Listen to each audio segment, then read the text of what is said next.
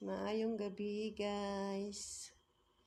Mayroon akong gulay guys dito sa amin.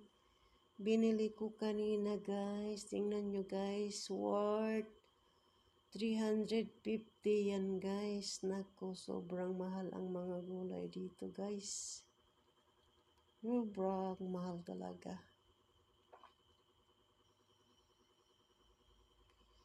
Ano yung talong, pati okra, yung Prioles, lagbati,